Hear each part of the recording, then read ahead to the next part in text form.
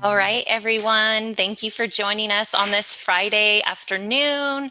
Hoping that you are enjoying your lunch break or having a bite to eat right now if you can. I want to start off by acknowledging the folks that are helping put on this event today. Basic Needs, Health Education and Promotion, and Housing and Residential Life are partnering to bring you this live food demonstration, really geared on some healthy, easy, affordable meals and snacks. And before we get started, we wanted to let you know that the demonstration is being recorded so that you may be able to view again as you need. And the recording link will be made available through the Basic Needs and Housing websites. And we will post those into the chat for you right now. Okay, without further ado, I am happy to introduce you all to Paul Morgan, who will be hosting our food demo today. Thanks for being here with us, Paul. We're excited. All right, enjoy, everyone. So I'm Dr. Paul Morgan. I'm faculty in the Department of Sociology, Gerontology, and Gender Studies. So today what I'm going to be showing you are basically two meals that can go off of one basic amount of prep so that you can have like variety with pretty simple and accessible ingredients. And sorry, the lighting gets kind of odd because I'm using some window here. So today we're dealing with kind of dried rice and dried beans. And they're two really good resources, partially because they are extremely low cost. And canned beans themselves can also be quite low cost, but the amount that you get from dried beans is both huge volume as well as cost savings. Price per pound is much different here. And so when you're dealing with kind of like actually a vegan diet, one of the great things with rice and beans is that together they actually create what is commonly called kind of like a perfect protein, in the sense where the amino acids in combination between the two will closely resemble that which you get if you're eating like a meat-based protein. So it's a really good replacement in that case for both protein levels. But one of the major benefits is that whereas meat doesn't really have fiber in it, beans are a hugely high fiber food stuff. So I've been vegan since 2014, 2015, I think. And before that, I was vegetarian for quite a while, for multiple years. And so beans and rice tend to be a pretty like easy, accessible vegan option and vegetarian option when you're going around at a lot of different places. So one of the things that when you're dealing with kind of dried beans that makes them kind of really scary is like length of time for soaking, length of time of cooking. And so just a couple of things with beans in terms of soaking. Soaking isn't a requirement when you're cooking dried beans. What soaking does, sorry, this lighting is kind of wild. What soaking does is it will just reduce a little bit of the cooking time, but that's really its only function. It's not something that is necessary to actually cook beans properly. Excuse me. And additionally, when you read the bean instructions, they give a couple kind of recommendations, and some of them are kind of like standard practice. Some of them will vary depending on the type of bean that you're using. So for like pinto beans, it notes like for either overnight soak or a quick soak, that you can both drain the soaking liquid and put new water in. You can literally cook beans from dry without doing any kind of soaking, and you don't throw away what's called the bean liquor or the broth that's kind of left behind for a lot of bean varietals. If you're ever concerned, it never hurts to double check or Google to check anything around those issues. There are certain beans, they're much less commonly accessible, that require kind of a much higher boil time because certain beans can have like an enzyme within it that's not necessarily great. And then the other aspect is when they talk about like soaking liquid supposedly helps reduce the gassiness of beans. That's not true. That's just an old tale. The reason that that's a concern around beans is it's just a high fiber food. And so a lot of people don't eat a lot of fiber in their day-to-day diets in the United States. And so when your body isn't used to processing fiber, it reacts a little bit differently. But the more fiber you eat, which is always good, will actually be pretty helpful there. So I've already done a pre-make on the beans, but one thing I do want to talk about that's important for beans is both kind of sorting and rinsing. You'll see that it says sort and rinse, but it doesn't really specify what that means. The reason why you have to sort your beans is occasionally there'll be a bean in there that's not great. Like hopefully this shows up on camera. Let me get my phone so I can use a flashlight.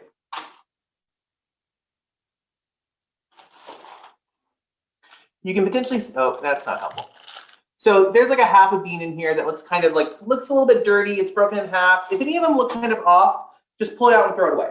The other thing is that it's not gonna be a lot of them that look like that, but if they look a little bit different from the rest of the beans, You can pull it out. That's maybe a half a dozen to a dozen beans out of this entire bag. Additionally, it's not uncommon for there to be a couple pieces of rock or dirt in them. So what you want to do is just notice what the majority of the beans look like in terms of what their overall pattern is, what the coloring, what that kind of looks like. Sorry, I'm like half on that camera. And make sure they all look cohesive in that sense. And then once you've already sorted through that, and don't go too quick, because the last thing you want is a rock in your beans. Once you've done that, then just put them in a colander and rinse them pretty well underwater, just because there might be some last vestiges of dirt or dust on it. Just like when you buy a vegetable at the grocery store, you always want to rinse it before you use it. Same sort of thing for beans. You just want to make sure that those are ready to go. Rice, when you're dealing with white rice, I'm a big fan of rinsing my white rice just because white rice has a large amount of starch on it, and that can add some gumminess. So you usually want to do a couple changes of water for that. But other than that, that's really all the prep you would ever do on rice. If you're using a brown rice, rinsing doesn't really work in the same way. The starches are encapsulated by it still having the entirety of the rice on it and the germ and so on. And so in that case, rinsing won't really remove the starches for brown rice, but they're encapsulated with the rice itself, so it doesn't really get gummy in the same way. So just a couple things in terms of getting those going. So what you'll notice on the beans, and the beans are going to be the first thing that you really want to do because they'll take the longest. They can take anywhere from like an hour and a half up to 3 hours. And the reason why beans have such a huge range, sometimes even longer, a huge range of cooking time is because the older the bean, the longer it takes to rehydrate in the cooking process. So when you buy a bean at the store, it can have been dried anywhere from a few weeks to a few months to a year at that point. Still perfectly edible, still perfectly safe to eat. But that dryness takes a lot more time to kind of reconstitute in the pot itself. So you'll have to check it as you go, usually starting about the first half hour to the first 45 minutes, and like check every 15 to 30 minutes thereafter. One of the things that they recommend is that they say to just add water, boil them, you're good to go. And that will give you beans, but one of the things that people struggle with when they first start cooking beans is that they think of them as flavorless. And part of it is that they just didn't salt their beans. And you'll notice on the recipe card, right around here where it says once the beans have softened somewhat but are still a little bit crunchy, they're still cooking. It's kind of like if you pull out a piece of pasta early and the very outer edge is just soft, but it still has that really hard kind of white center. That's when you would add your salt, and that's because you want to make sure the beans have softened enough so they can absorb, but if you put it in too early, it can have a little bit of an effect that makes it harder to absorb that salt. And the other thing on the menu is you'll notice that I recommend adding like a quarter of an onion. You can add a half of an onion, even a whole onion if you're a big fan of onion. And 1 to 2 carrot stalks or carrot sticks, I don't know why I said stalks, and some garlic. And the reason you add that in there is it just adds additional flavor. It's like you're making a broth for a soup in general. People will flavor it, will add things like celery, a bay leaf. One of my favorite beans is my best friend's mom. When she knows when I'm back home in Arizona and she knows I'm coming over, she'll make whole beans for me, which she just makes pinto, and she'll put a whole head of garlic in. She'll just wash everything off like this and toss a whole head of garlic in, and that's basically it. And so you're just adding flavor to what's going on. And so that's the biggest kind of longest aspect, is just getting those beans going, keeping an eye on them, because they can cook a little bit long and get super mushy. But if you ever overcook your beans, no biggie, they make really good dips. You can just like mash them up, put them in a food processor. If you overcook the beans and they get way too soft for your liking to like eat in a soup, make a bean puree and eat it with some cookies, or not cookies, eat it with some crackers or some chips, right? It gives you those kinds of options. So that's the first thing to get going. And then, so I have them reheating right here, and they'll just get kind of plump. What you'll notice when you cook your beans is what they look like dried is not what they look like cooked. So it's a little hard to see on camera, but you'll notice the colors are a little bit more uniform. Whereas when you were looking at the dried beans that you received, right, there's a lot more pattern on it. When you're dealing with beans in general, they'll change slightly in terms of color in that actual the cooking liquid itself. So right now I'm going to start prepping up the peanut sauce. And so let me wash my hands. Let me find my soap.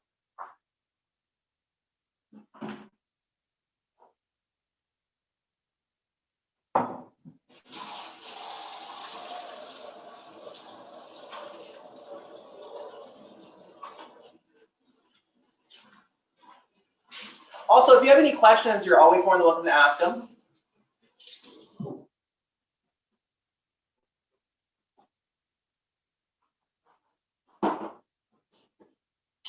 So one of the reasons why I like to make the peanut sauce early, and oftentimes I like to make a peanut sauce like a day in advance, is because I'm not cooking it, I'm leaving everything kind of cold, and because of that, it can take a little bit longer for like the flavors to infuse. So for that, you should get like you should receive like a knob of garlic. I would cut that. Not garlic. This is ginger. A knob of ginger, and depending on how much you like ginger, I would cut about. Mine's chunky, so people will use like the idea of an inch, or like I'm gonna use like the length of my thumb tip to kind of judge. So not quite half, maybe about like a third to 40%. And I'm just gonna like cut that piece off. And then when you're dealing with ginger, there are a variety of different ways of getting the skin off. One of the ways to do that is, I forgot to ask it in a metal spoon. If you have like a metal spoon, I can try plastic. We'll see what happens.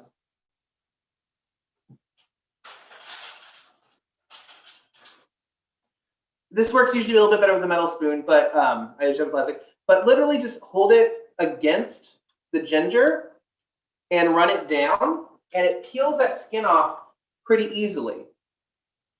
That light on there. And you just go around it, get all that off. And this is your way to minimize like the loss of ginger.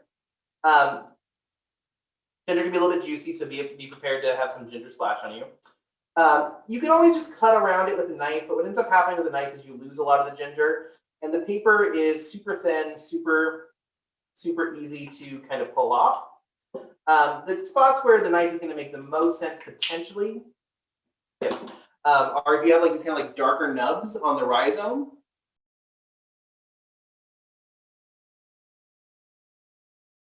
I'll just take my knife and I'll snip that off. And get everything there. And so now what I have is I have a nice little piece of ginger that has no skin on it. Now it has no skin on it. And what I'm gonna do is I'm just gonna dice this up pretty fine. So I don't want it to be too big because ginger, being the rhizome that it is, it has kind of a graininess.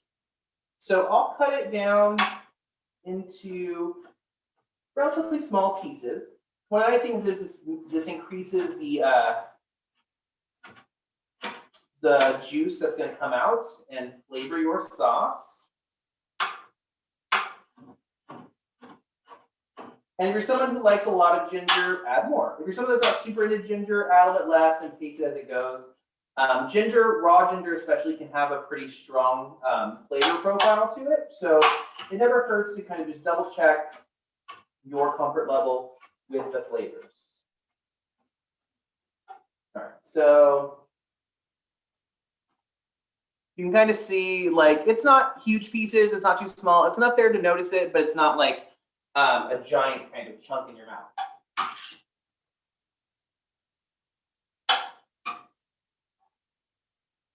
And the next thing I'm going to do is I'm going to add a little bit of garlic. So I'm a big fan of garlic. I'm going to add probably 2 cloves to this.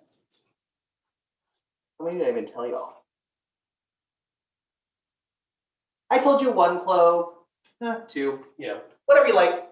This is the thing when it comes to like sauces is like, if you're someone who's really into garlic, add more. If you're someone that's not super into it, add 1 or maybe only half of 1 to add just a little bit of that flavor. So one of the things that it deals with in terms of garlic, I'm gonna do this office cutting work with this class. So skin on garlic can be very, very sticky. So in that case, what you'll do, what I always recommend doing is first, I don't like this little like the root end of it where it's kind of like flat and brown. So I'll first snip that off. And when I do that, sometimes the skin will come off pretty easily at that point. In this case, a little bit of a drier garlic, so I was able to get the skin off all in one piece. If the skin is seemingly hard on there, the kind of standard trick, which is a little bit more dangerous, you should always be careful and follow your comfort level. You see this all the time on the Food Network, is where they put the flat of the blade against it and smash a little bit with their hand. If you're uncomfortable with that, understandable, grab I mean, you can do it with the bottom of the soy sauce, where literally just hold it over it and press down. And what it does is it crushes it. So I'll show you on what this one that still has the paper on it. When I push down on it, you should see that the paper of the garlic has come off pretty easily. And part of that is because the juices have been released, so it helps it just come out nice and simply. And so at that point, I would just need to snip off the bare root end that I'm not a fan of. And then from here on out, I'm just gonna, just like the ginger, I'm gonna dice these up pretty finely.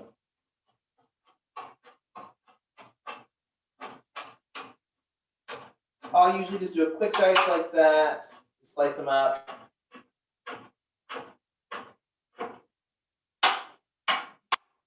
Go back over a few times with the knife. Go nice and small. There's even ways where if you just take like the edge of the knife and press it against the board and press down, it'll start breaking up a little bit more. You can even add a little salt on that to act as an abrasive. But you're just really just wanting to cut this into tiny pieces, because a big chunk of raw garlic, a lot of people aren't a fan of. I am, but not everyone is. And then add that in with your ginger. All right.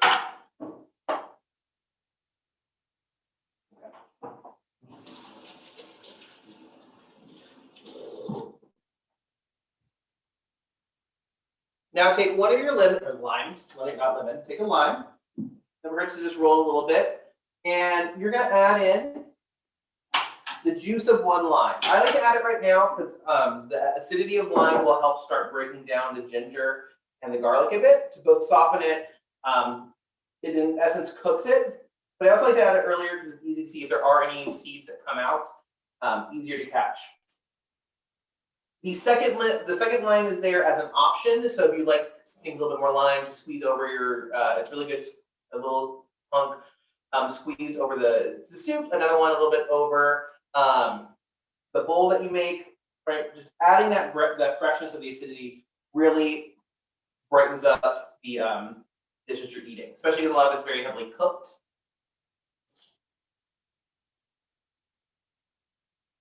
All right.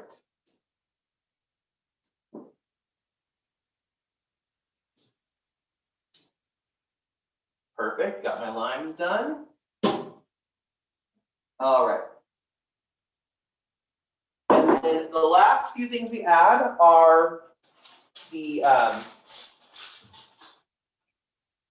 we're gonna add the soy sauce, we're gonna add the peanut butter, and we're gonna add the sriracha. Now obviously the sriracha is to taste. If you're not a big fan of things that are too spicy, obviously add a little bit less. If you are sharing this with people who don't like spice at all, go ahead and keep it out, and then you just squeeze it on your own bowl afterwards.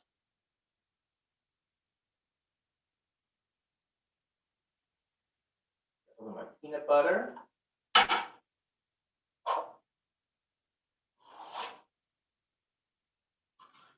There we go. All right, so the peanut butter you have in front of you is a standard creamy peanut butter. It already has a little bit of salt in it, and it already has a little bit of sugar, which is not a bad thing. A little bit of sweetness is actually really good when you're dealing with peanut sauce. And so this is about 18 ounces, and I recommend adding about a half of a cup. So a half of a cup is about 4 ounces of this, and I'm just going to eyeball that right now.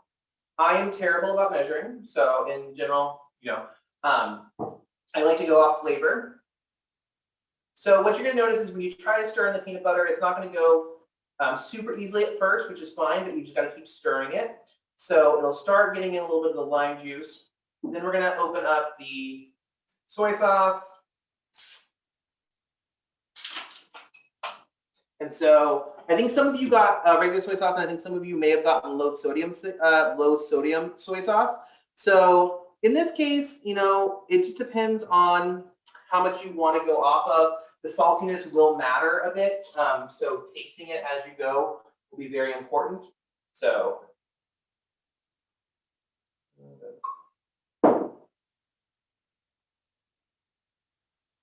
okay, stir, stir, stir.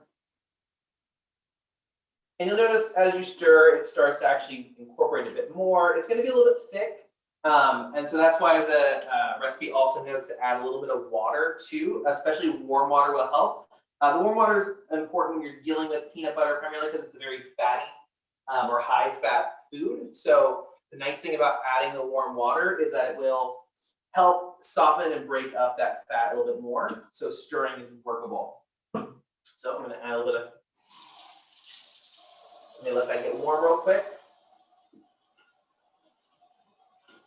If you try to microwave it, what ends up happening is the water that's already in there will actually cook off of it. So you have to add more after that point as well.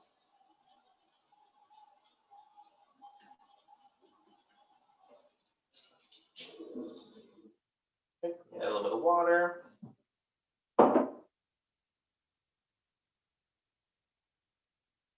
Basically, the way to think about it is you don't want it super thick. You want it to be kind of smooth, almost like pourable. Like if you hold up a spoon of it, that it just kind of dribbles off of it nice and easily. So thick is never bad, but since you're putting this over a couple different bowls, you want it to like be able to kind of get down and mix into the rice a bit. You want to really cover the veggies nice and equivalently. So this would probably be better with a fork because that's kind of like a whisk.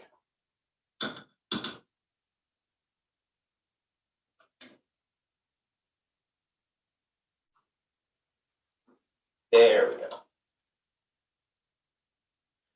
So you'll notice that you'll notice that now it's pretty, it dribbles kind of nice and smooth.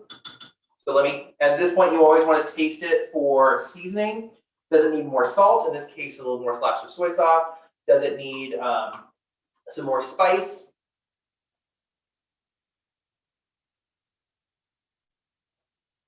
And that's right where I like it. But again, adjust to kind of your flavoring. And we can set that aside. I'm just going to set it in the fridge to keep it nice and cool. If it's in the fridge, just note it is going to thicken back up a bit because peanut butter, again, has a lot of fat in it. And so fat, when it's cold, solidifies. What was that? Oh, sorry. Somebody walked outside. I thought somebody was asking a question. Okay. So the next thing that we're going to do is we are going to start prepping up the veggies to roast. So roasting the veggies is a pretty quick and easy process. And we're going to be roasting broccoli, carrot, potato, and some onion. So when I'm dealing with broccoli, I'm a fan of broccoli, and I actually will also include the stalk. One thing I'll do is I'll usually pull off all these little leaves. I'm not the biggest fan of them. And then you want to give your broccoli a nice little rinse. Make sure that there's no dust on it. And then I do two things. First is I always cut off the little bottom of the edge because it's been like peeled over. And then I'll just cut off the top so all the little broccoli florets are there. I'm going to toss them into a mixing bowl. And then from here, what I'll also do is I like the broccoli stalk. It's a little bit more fibrous. It gives a very different flavor. I will just cut that into slightly smaller pieces. And the reason I do smaller pieces is because it's a relatively dense part of the broccoli. And so that way it'll actually cook down a little bit more evenly. If you leave it too thick or too big, it just takes a lot longer to cook. You want it to also be able to be more edible. So when we're cutting them, I'm cutting them into about that size. Nothing too big. And then I'm not going to cut up all this veggie right now just because I already pre-cooked some. But once you, just to kind of show what we're looking at. So once you've done that, go ahead and grab whatever oil you're using, olive oil, vegetable oil. Just toss a little bit on it. Sprinkle a little bit of salt over it. A little bit of pepper. If you have like granulated garlic, onion salt, anything of that nature, whatever you have, like paprika, whatever you like on your roasted veggies, that's good to go. Toss it around so all of it's coated. And then you're gonna set it onto your baking tray. So when I do it on the baking tray, I usually cut them into different regions, just in case they all cook at slightly different speeds. Some days usually the broccoli goes a little faster, so it makes it easier to pull it all off. The carrots and stuff will go a little bit longer, so that's just a way to kind of think about it. Grab your peeler, we'll do our carrot next. I would say cut the carrot pieces into about the same size as that broccoli stalk.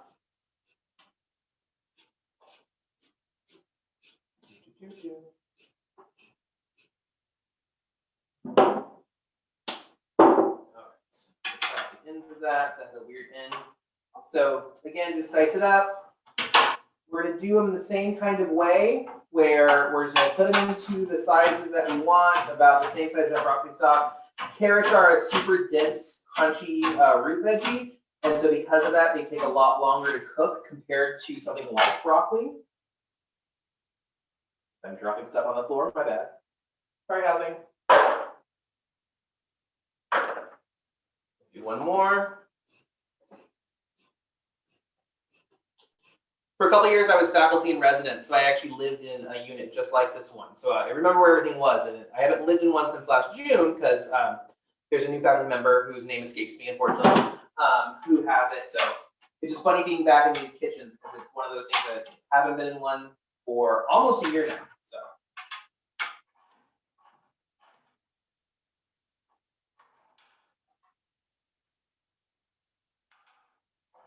Oops, sorry. All right. And the thing about the volume of the veggies that you're cooking here, that you're pulling in, it's, use the veggies that you like. So these are things like broccoli and carrot and potato and onion are all easily accessible year round. But another big aspect of them that's great is they all tend to be relatively low cost. But a sweet potato works really well in this. If you have your kind of like greens, so like spinach or even kale, to do a little bit of that, just turn this off. You could just saute it up on the stove top with a little bit of oil, a little bit of garlic, and that would be good in both the soup, but also on the in the bowls. Play with kind of the veggies you like. I'm a big fan of roasted cabbage, so I'll do cabbage in it. So I'm gonna do the potato.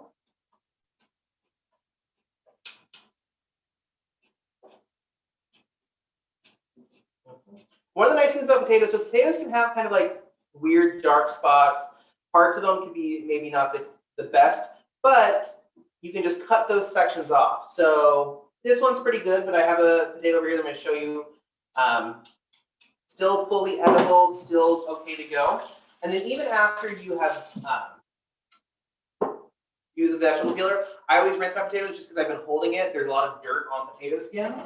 So that way I make sure that I didn't transfer any of that onto my hands and then back onto the potato. And then when I cook the potatoes, I do it a little bit differently. I like cutting them into wedges. So I cut it in half, then half again, then I flip them over and cut it into wedge. Partially because I like how they look in a bowl, partially because it turns it into basically like a potato wedge. And then after everything's done, you can cut it to smaller bite-sized pieces if you like. Since you're the cook, it's easy to make it snackable because it's basically a French fry, and who doesn't like a French fry? But just like the other ones, I'm going to add some olive oil, salt, pepper. So again, I'm not using all the stuff right now because I already have it prepped, so I don't want to like accidentally waste food because this is already going to feed a lot of people. But so this is just how it goes for me. Toss it around. Add them to your sheet tray. This makes a lot of veggies, so you might need to use 2 sheet trays depending. And you don't even have to bake all these things. You can do all this stuff on your stovetop. And then one more, which is going to be an onion. And then I'll be able to show you how everything just kind of gets plated up. It's mostly just kind of a waiting game because the beans. Oh, and then the one thing I didn't talk about, follow the package instructions on your rice. Just make standard white rice. That's if you have a stovetop approach, cool. If you have a rice cooker, even better. But just follow the basic rice cooking instructions, and that will give you the proper amounts for each of the items. All right. So onion, let me cut everything off.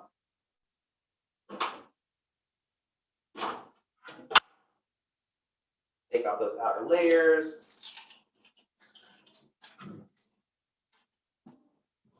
If you do not want to eat the onion paper, it is not tasty or easy to chew through. And then I'll cut this into, sometimes I'll cut it into just nice little half moon shapes. And then I'll go back through and I'll cut it in half again. Toss in my bowl. Oil. Pepper. Some salt. Toss it up. All right.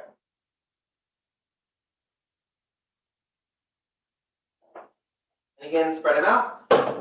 And then that's going to go into your preheated 375-degree oven until your comfort level with them are done. Some people like their veggies super, super hard roasted. Some like them just a little bit softened but crunchy.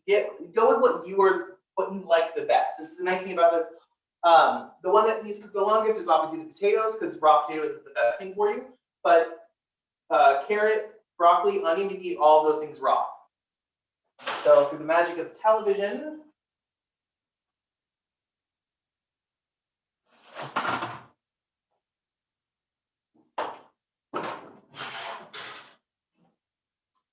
so these I'm reheating from yesterday, so I lost track. They're a little bit overdone for some people. I like the super hard roast, but the broccoli a little bit more done than I would like. So, but when I say that you make nice little potato wedges, a nice little French fry right here. And then the onion. This is the onion, the broccoli stock, and the carrot all in one, just kind of ready to go. So my beans are now done. What you'll notice with some of them, and this is kind of a cheater way to say they're basically where they need to be, maybe a little bit past it, is one bean out, is, so if you pull one out, when you bite it, you want it to just, your tooth to go through it nice and soft. You do not want your beans al dente. This is not pasta. You want them to be nice and soft. So once you've done that, I'm going to turn off the heat, and I'm going to pull out about half of the beans. What you'll notice is that some of the beans look like they've kind of split, which is totally okay, like long ways. But we're going to pull about half of the beans. Half of the beans are going to stay in the liquid. Don't try to get much liquid out. You want them to stay relatively dry, because we're going to build this back up to being kind of a hearty soup, and then the rest of this is going to be able to go on your rice bowl.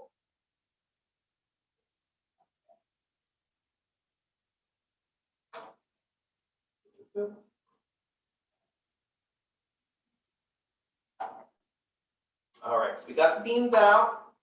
Now, a little bit earlier, I pulled out the onion and the carrot that were in there.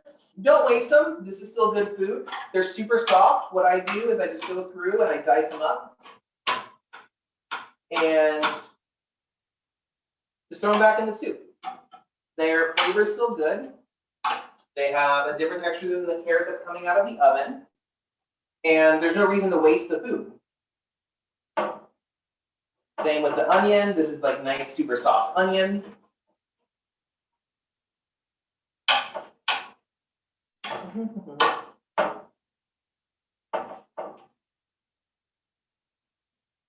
Cool. And the last couple things I'm going to do is I'm going to add a little bit of my broccoli into it. I'm going to add a little bit of the carrot, broccoli, and onion that I just got off the oven.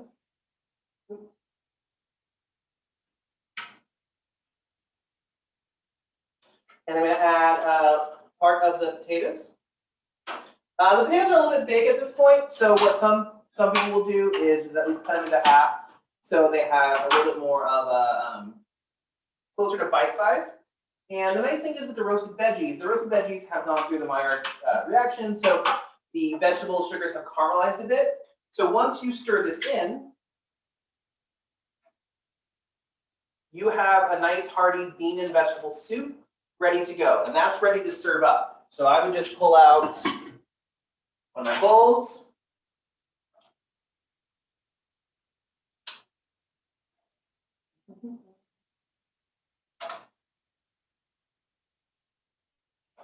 I didn't think about having a serving dish here, or like a serving spoon. So it's not gonna have a lot of the juice right now, but use like some bigger cup for it will help kind of get that out of there. So do we have one? Oh, we do have one. I'm a liar. Sorry. So make sure you get that broth in there.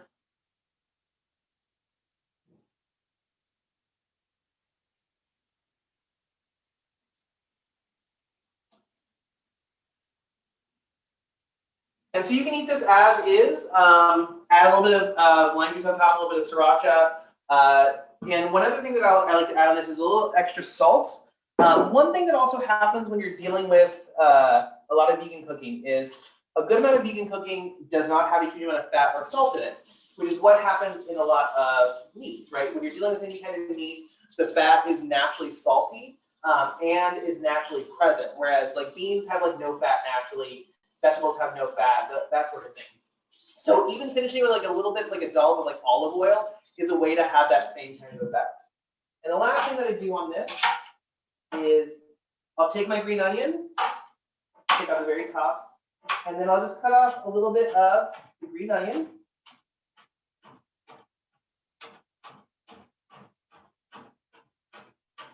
And I'm going to sprinkle that over the top of my soup to add a little bit of freshness, and that's the soup. And now we actually are fully ready, once your veggies are done, to also build up the rice bowl. So I already have my rice cooked off on the side, so I'm going to add that to my bowl. About a quarter of a cup to a half of a cup. One of the nice things is if you cooked your whole bag of rice, no worries. Day-old rice, leftover rice, is perfect for like making a fried rice. And now you have olive oil, not olive oil, you have a soy sauce, you have some extra onion, probably some carrot. You can make a very simple version of a fried rice with all of those kinds of ingredients. And now you're just going to assemble everything. Give your rice down, add some of your beans. Throw in your potato wedges. Add some of your broccoli. And then also some of the other roasted veg.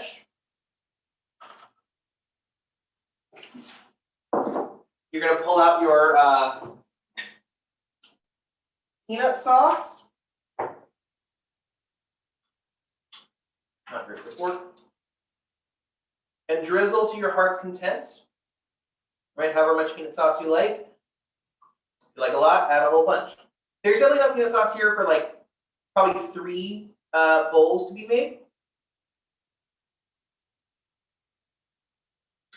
And add a little bit more of the green onion to add that freshness.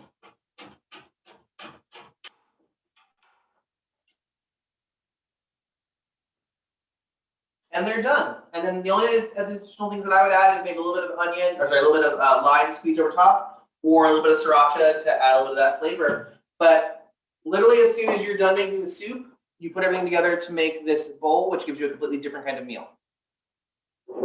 So I think that covers everything. Thank you so much, Paul. This looks so delicious, both meals, and definitely hungry around lunchtime. And thanks for the time spent today. It was awesome to watch you prepare that for us. Thanks for everyone for joining today's activity. If you are interested in taking a selfie and sharing it with us after your dish is complete, we would love to see that.